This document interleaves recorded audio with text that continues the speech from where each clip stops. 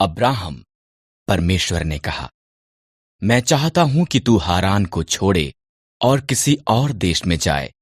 परमेश्वर ने अब्राहम को ये नहीं बताया कि हारान कहां पर था।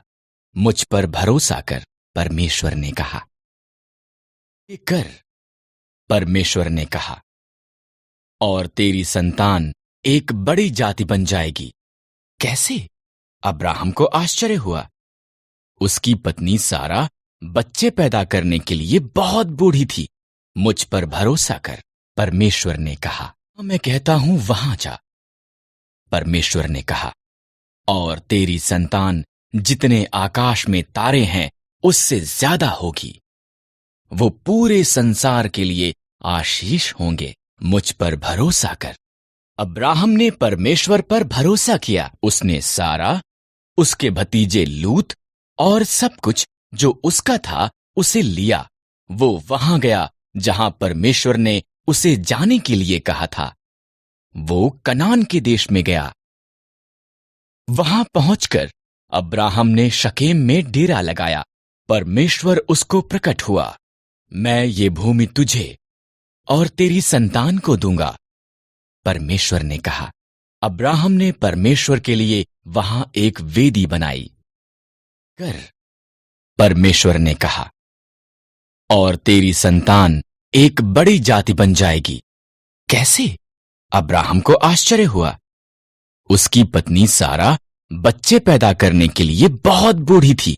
मुझ पर भरोसा कर, परमेश्वर ने कहा। मैं कहता हूं वहां जा, परमेश्वर ने कहा, और तेरी संतान जितने आकाश में तारे हैं उससे ज्यादा होगी।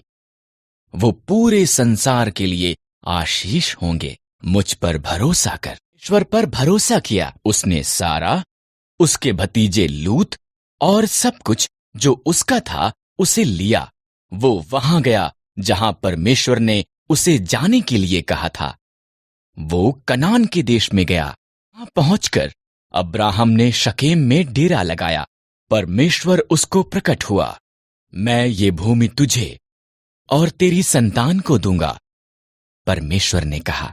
अब्राहम ने परमेश्वर के लिए वहां एक वेदी बनाई। वादा की हुई भूमि पर यात्रा की।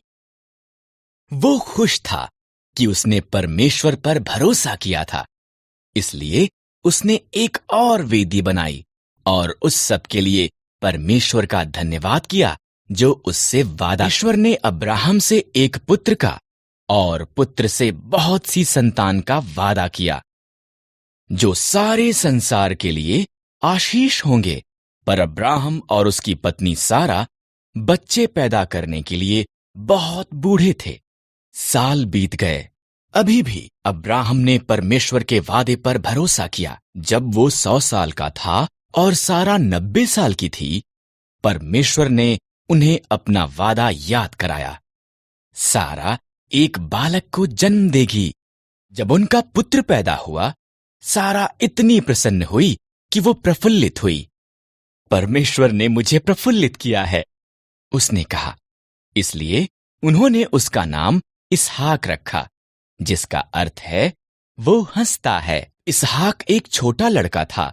परमेश्वर ने अब्राहम को उसके पुत्र को मोरिय्याह पर्वत पर ले जाकर उसकी बलि देने को कहा।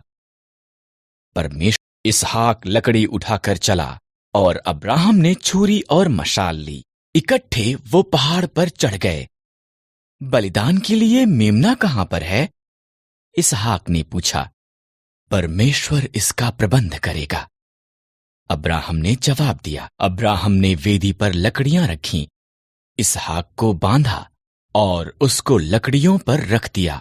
जैसे ही उसने इसहाक को मारने के लिए छुरी उठाई, एक स्वर्गदूत ने उसको नाम लेकर आगे को मत मार।